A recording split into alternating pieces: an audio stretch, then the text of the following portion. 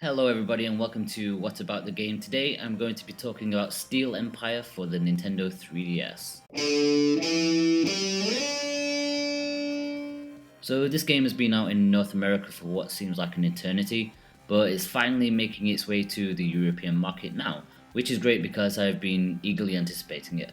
First of all, let me apologize for the quality of the video. Capturing the 3DS is not very easy.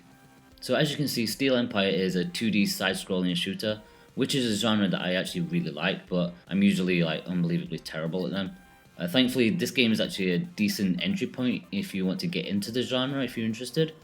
It's highly accessible because it's pretty slow paced, it's fairly easy even on the standard setting, and it's pretty cool. It looks and sounds awesome. It's obviously got this steampunk style to it, which is always interesting and very, very cool. So once upon a time this was a Mega Drive game, or Genesis, and I don't think it was too popular, but it did get quite a cult following. I just think it kind of got lost in all the other shooters that were out on the system. But anyways, here it is, revived for the 3DS. It's got new graphics, new music, but it's got the same core gameplay. There are only 7 stages to the game, but you have 2 very different crafts to choose from at the beginning of each stage. You can either choose the monoplane, which is like small, faster, but quite fragile, or you can choose the airship, which is slower, bigger, but a lot more durable. And apart from those things, they basically play the same as far as I'm aware. They don't have any different abilities, so to speak. Personally, I think the airship is good for beginners because it will allow you to take a lot more hits.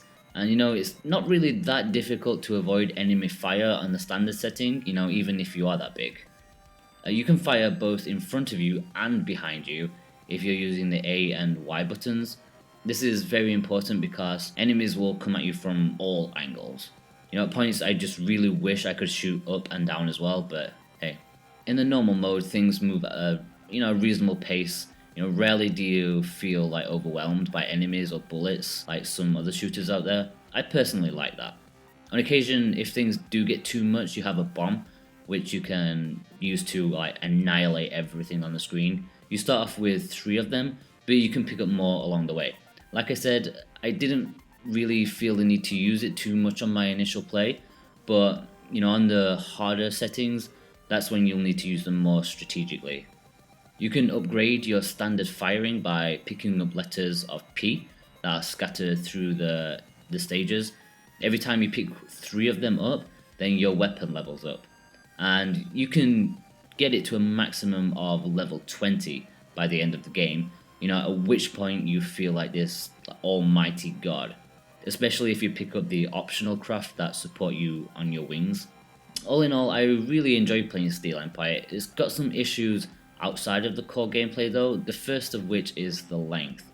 Making your way through the 7 stages to the end of the credits comes well under 1 hour, well under 1 hour. So replayability is the key to getting your money's worth here.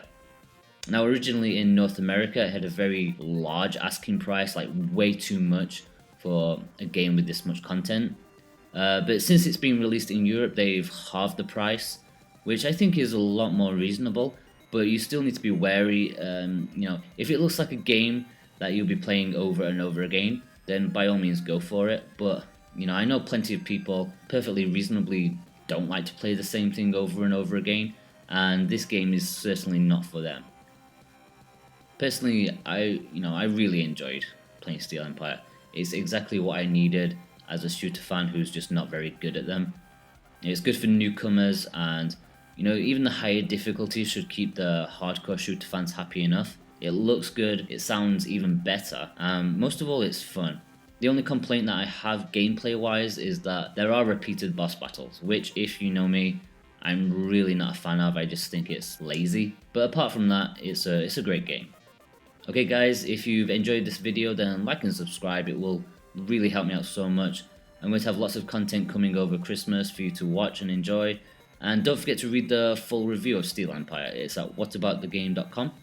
And keep up to date with me and everything that I do by following me on Twitter.